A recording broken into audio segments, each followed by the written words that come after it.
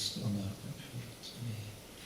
The last, for those of you who have come yesterday, we've been doing a bit of history lesson from India, just for the sake of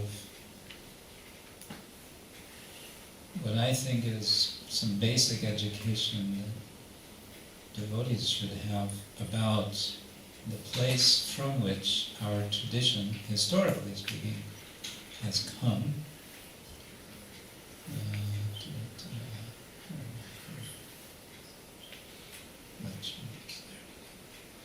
And we were talking about different layers of history, and we talked about lasagna, didn't we?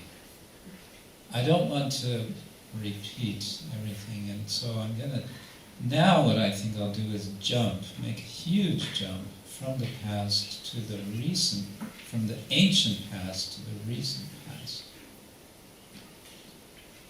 Let's see, where do we want to go?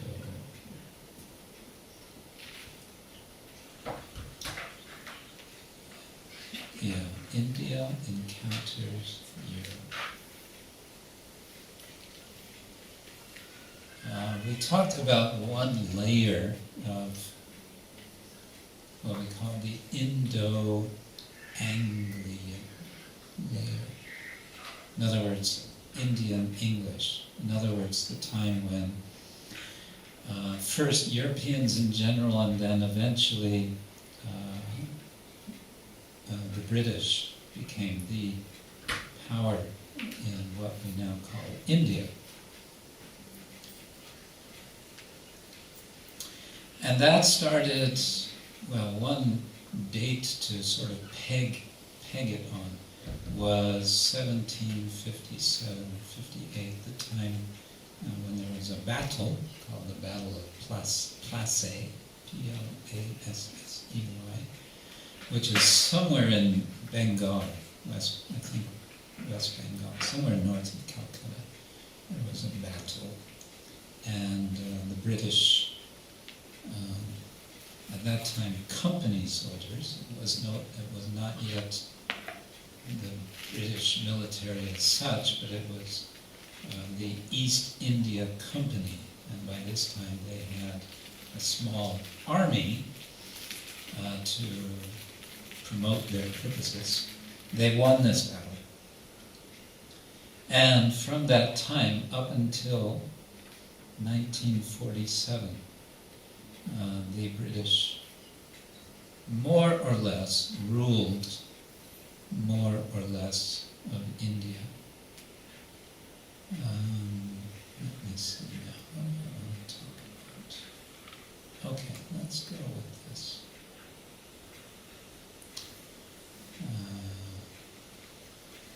Okay. Now, some of this might be a kind of boring. I hope it's not boring, but actually, history is boring unless you can connect it to the present. History is really boring if you feel like it has nothing to do with yourself in the present. So the challenge of history is to make the connection, and then when you see the connection, you go, oh, wow, that's actually interesting. Because you see something of your own background. That's my little theory. When the Europeans came to India, of course, that goes back to the time around when Lord Chaitanya was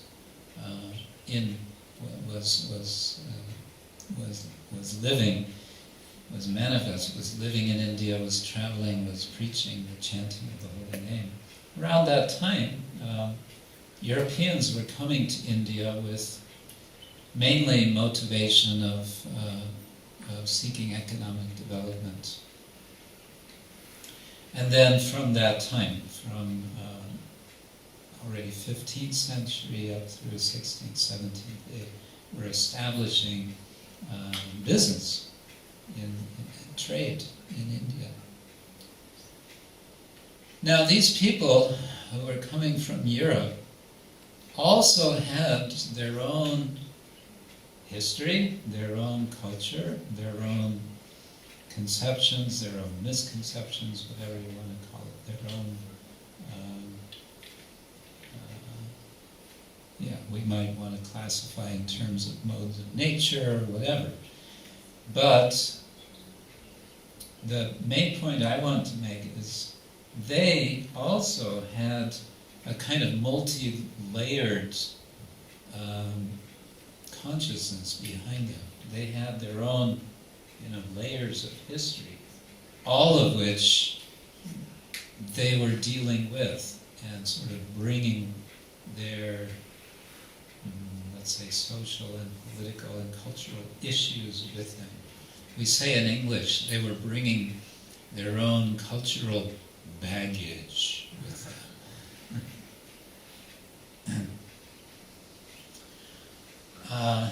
So part of this baggage can be sort of identified with some of the terms which historians typically use. And one of these is the Renaissance, sometimes called the Italian Renaissance, which they give different dates for, but for our purposes we can say from the 15th century. And one of the interesting things that happened, that developed during this time, was a technical innovation.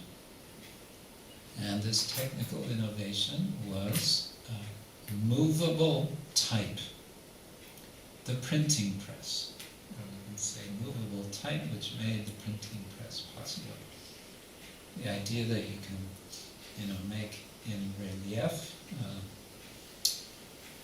an A, and you can put that next to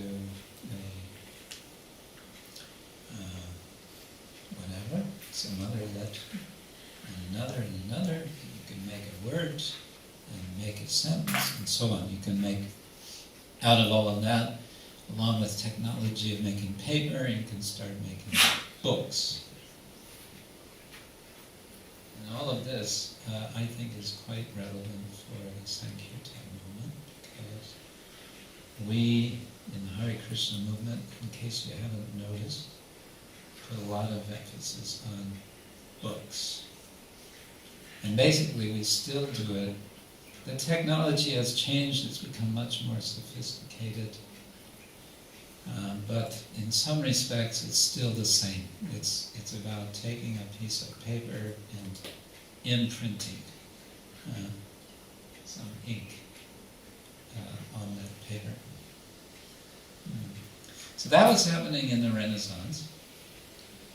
Religiously, there was all kinds of very intense, there was great intensity, intense conflict. There was war in Europe, religious war, right? You all had you already had much of this in school. So I don't want to give you bad associations. Oh, we heard all this in school.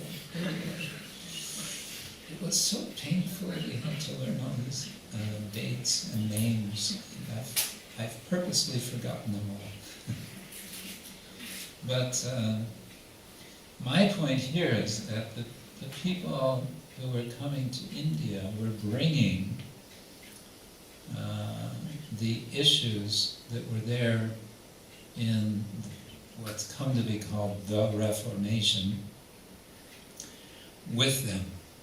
The Reformation, if we put a date on that, maybe when Martin Luther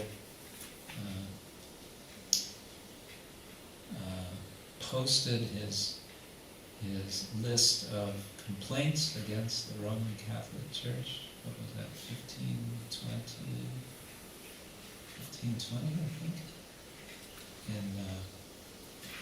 Where was that? That was in Deutschland. Not in Weimar, it was Wittenberg, yes.